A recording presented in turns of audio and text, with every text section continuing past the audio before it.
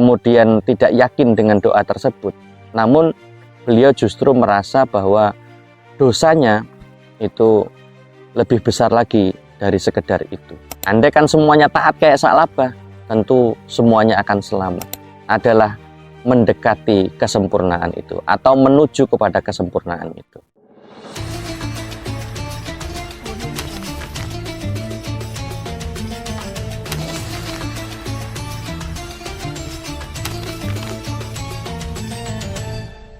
Bismillahirrahmanirrahim. Assalamualaikum warahmatullahi wabarakatuh. Alhamdulillah, wassalatu wassalamu ala rasulillah wa ala alihi wassohbihi wa mawalah. Para pemirsa yang budiman yang dirahmati Allah Subhanahu wa Ta'ala, teman berbuka di sore hari ini, mudah-mudahan semuanya mendapat keberkahan dari Allah dan sehat selalu, tentunya sehat dalam badan, ya, dan juga taat keimanan. Pada kesempatan sore hari ini, saya ingin berbagi, ya, sebuah kisah di mana ada sahabat Rasul yang dikisahkan cukup menarik untuk kemudian bisa kita ambil ibroh, ya, dari kisah ini. Disebutkan ada seorang sahabat bernama Sa'labah bin Abdurrahman. Beliau adalah seorang yang taat, ya, kepada Islam, ya, taat beribadah, dan beliau adalah seorang yang kemudian cukup dekat dengan Rasulullah Shallallahu Alaihi Wasallam. Dikisahkan suatu ketika Sa'labah ini ketika Rasulullah, ya, perintahkan, ya, untuk menuju sesuatu atau diminta untuk melakukan sesuatu di dalam perjalanan, kemudian Sa'labah melewati sebuah rumah di mana rumah itu salah satu dari wanita Ansor yang tanpa disengaja, ya, pintunya tidak tertutup dengan rapat. Ketika terhembus angin, maka tanpa sengaja Sa'labah melihat, ya, aurat dari wanita tersebut. Dengan kekagetan yang beliau alami ketika melihat wanita, sampai kemudian sesegera mungkin Sa'labah menundukkan pandangannya dan sesegera mungkin bergegas meninggalkan tempat tersebut. Namun ternyata tidak sesederhana itu bagi Sa'labah, ya, bagi seorang yang kemudian taat kepada Allah dan Rasulnya, bagi seseorang yang keimanannya cukup luar biasa. Nah, di dalam perjalanan yang kemudian terus dibayangi dengan rasa bersalah dan rasa berdosa akibat dari melihat aurat seorang wanita tadi, maka Sa'labah merasa menyesal sekali, ya. Takut kalau ya, nanti kemudian Allah menegur, ya, atau menurunkan wahyu kepada Rasul, ya, berkenaan dengan apa yang terjadi atau apa yang sedang menimpa beliau. Dan bayang-bayang itu bertambah. Beliau juga takut kalau nanti seandainya Rasulullah, orang terdekatnya yang sangat beliau hormati, kemudian menimpakan kemarahan kepada beliau. Dan beliau juga takut kalau nanti para sahabat mengetahui, ya, apa yang kemudian menimpa beliau. Maka dengan pemikiran yang gundah, gelisah, kemudian Sa'labah bin Abdurrahman mengasingkan diri. Mengasingkan jauh dari permukiman menuju sebuah tempat berbukit yang kemudian dijadikan beliau sebagai tempat menyendiri. Setiap hari Sa'labah meratapi, menangis, memohon kepada Allah agar kemudian dosanya tersebut dapat diampuni. Sampai kemudian suatu ketika ketika Rasulullah dan para sahabat sering melakukan taklim dan berjamaah di masjid, maka Rasulullah merasa ada kejanggalan, merasa ada yang kurang. Apa itu? Yaitu ketidakadaan seorang sa'labah atau ketiadaan seorang sa'labah di dalam majelis ataupun ketika sholat berjamaah tersebut.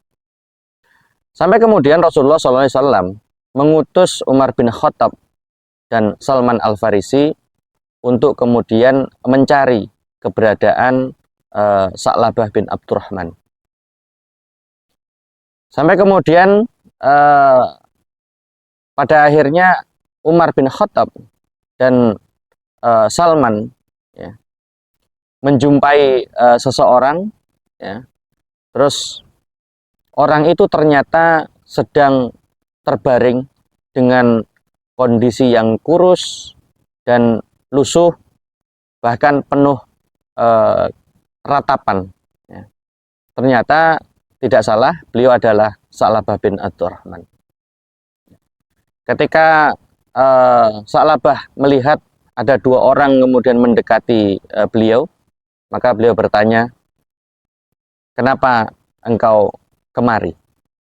Lalu Umar menjawab, "Kami berdua diutus oleh Rasul untuk menemui engkau, wahai Sa'labah."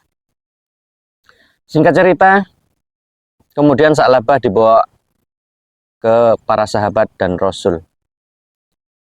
Ketika bertemu dengan Rasul, maka Sa'labah tertunduk malu. Ya. Dalam kondisi yang berhari-hari tidak makan dan minum, dan lusuh, kemudian Rasulullah bertanya, "Wahai Sa'labah, apa yang terjadi?" Kemudian Sa'labah menjawab, "Ya Rasulullah, aku melakukan dosa." Maka melihat kondisi Sa'labah yang sebegitu prihatin, maka kemudian Rasulullah memberikan saran, ya, atau memberikan wejangan kepada Sa'labah. "Wahai Sa'labah, maukah engkau aku ajari doa?" Ya. Maka bacalah Allahumma Rabbana atina fid dunya hasanah wa fil akhirati hasanah wa qina azabannar. Kemudian Sa'labah menyampaikan ya, kepada Rasul bahwa, "Ya Rasulullah, dosaku lebih besar dari itu." Pernyataan ini sebenarnya bukan Sa'labah ya, kemudian tidak yakin dengan doa tersebut, namun beliau justru merasa bahwa dosanya itu lebih besar lagi dari sekedar itu. Nah, sampai kemudian satu ketika, berhari-hari kemudian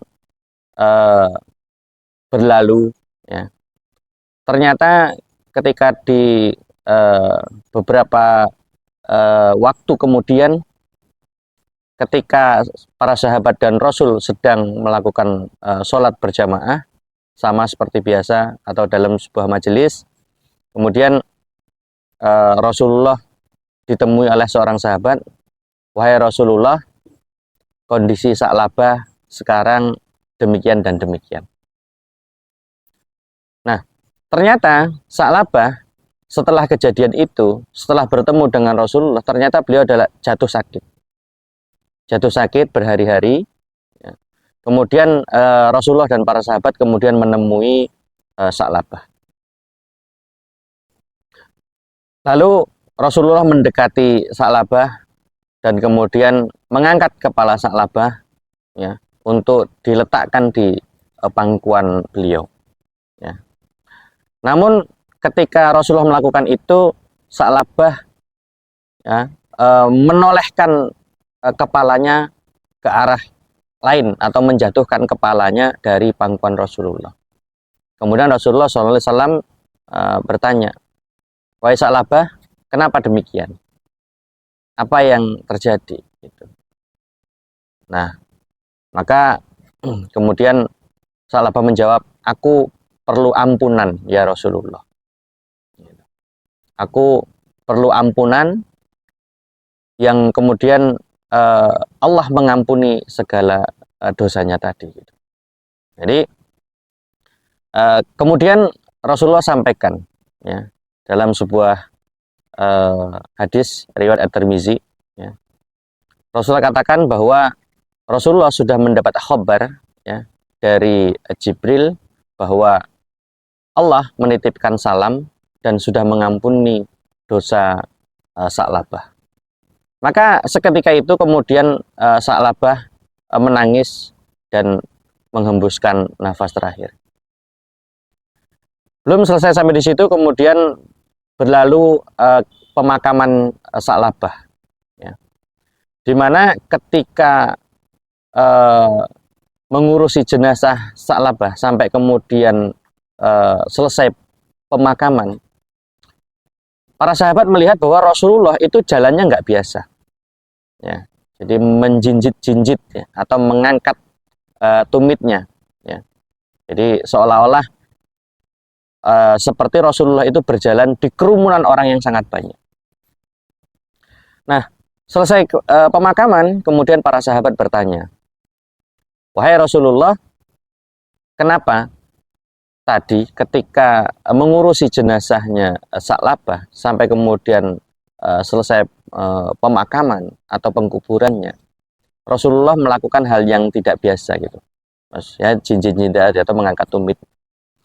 Rasulullah kemudian menjawab, bagaimana aku tidak melakukan itu?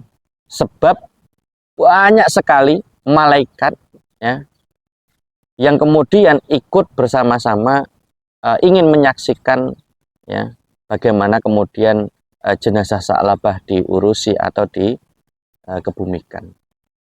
Artinya apa? Maka ini adalah suatu peristiwa yang luar biasa dalam seorang sahabat, yaitu Sa'labah bin Abdurrahman ya, dengan penyesalannya yang luar biasa ya, tidak cukup hanya sekedar sholat taubat ataupun hanya sekedar berdoa saja, tapi memang dilakukan dengan seutuhnya ya, dengan kemampuan yang sangat luar biasa atau maksimal sekali gitu, dengan ketakutan yang luar biasa. Bahkan Rasulullah menyatakan ketika ditanya sahabat tadi kenapa berjinjit-jinjit gitu, terus beliau menceritakan bahwa ada banyak orang kemudian berbaju putih ya, atau di sebuah versi yang lain diceritakan banyak malaikat yang kemudian ziarah gitu. Nah, maka Rasulullah katakan, andai kata semua umatku seperti Sa'labah, tentulah semuanya akan menjadi sangat baik ya, semuanya akan selamat gitu. Andai kan semuanya taat kayak Sa'labah, tentu semuanya akan selamat. Nah, lalu dari kisah ini apa yang bisa kita ambil ibrahnya atau apa yang harus kita ambil hikmahnya? Kita tentu bisa mengukur bagaimana kemudian pribadi kita ya, pribadi kita hari ini, lingkungan kita hari ini ya, kemudian keseharian kita dalam bermuamalah ya, wabil khusus di bulan puasa yang penuh berkah ini. Sahabat berbuka yang dirahmati Allah Subhanahu wa taala, sudah seharusnya kemudian kita ya memperbaiki ya, atau mencontoh sebagaimana Sa'labah. Meskipun kemudian kita untuk mendekati sempurna itu tidak mungkin, tapi kewajiban kita adalah mendekati kesempurnaan itu atau menuju kepada kesempurnaan itu. Yaitu apa? Menjalankan apa yang kemudian Allah perintahkan dan menghindari atau meninggalkan apa yang Allah larang. Dan ini sudah terbukti sebagaimana tadi kisah Sa'labah. Nah, maka perlu kemudian kita memuhasabah diri di bulan puasa yang penuh berkah ini, ya, di mana kurangnya kita, agar kita kemudian bisa mengevaluasi ya, apakah kita lebih sedikit dosanya daripada atau kemaksiatan yang kita lakukan lebih sedikit daripada yang kemudian Sa'labah tadi lakukan gitu.